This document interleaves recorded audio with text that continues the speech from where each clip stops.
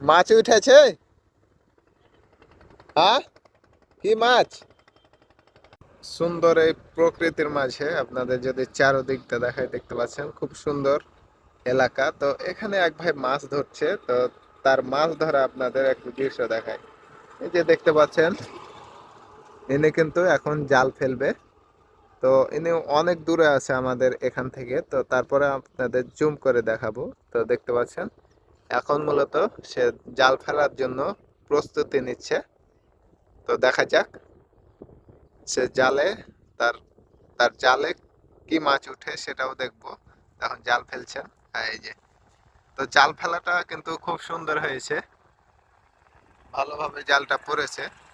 তো এখানে দেখতে পাচ্ছেন তার ঝুল্লি আছে, ঝুল্লি যেটা একটা ওখানে মাছ রাখছে। তো জালটা ফেলেছে, এখন দেখবো সে এখানে কতগুলো মাছ পায় বা কি রকম মাছ পায়।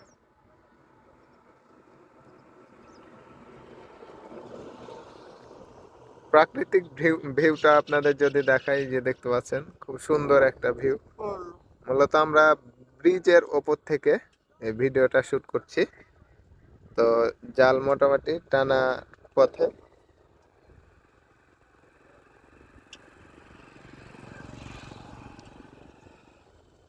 অনেক দূর থেকে ভিডিও করার কারণে একটু কম বোঝা যেতে পারে। তো দেখা যাক কি মাছ পায়।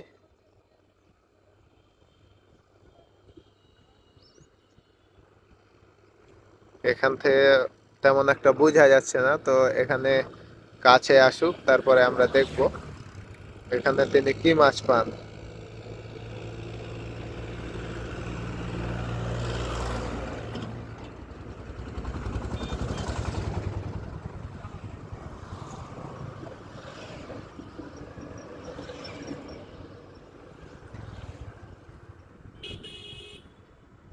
মাছ উঠেছে।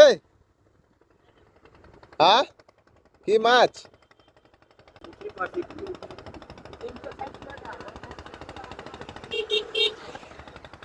এই যে দেখতে পাচ্ছেন ছোট ছোট পুঁটি যে মাছগুলো আছে, এছাড়াও ছোট সাইজের মাছগুলো কিন্তু উঠেছে,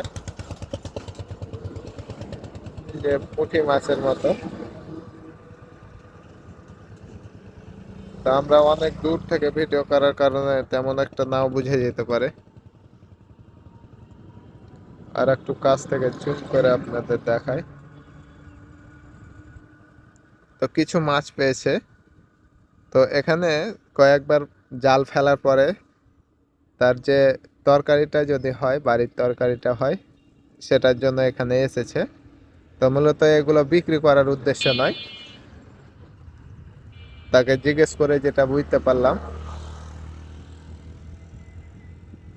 কিছু মাছ পেয়েছে, তেমন একটা বেশি পায়নি, তো কিছু পেয়েছে। এইভাবে কিন্তু মাছগুলো ধরছে এবং এখান থেকে নিজের বাড়ির তরকারির চাহিদাটা পূরণ করছে। তো বিলটা আপনাদের যদি দেখায়, বিল তো নয়, এটা একটা ডাঁড়া, লোদ দিয়ে লয়। এই যে দেখতে পাচ্ছেন অপর সাইড পানি কিন্তু শুকিয়ে গেছে, প্রায় মিডিল দিয়ে কিন্তু যাচ্ছে কিছু পানি।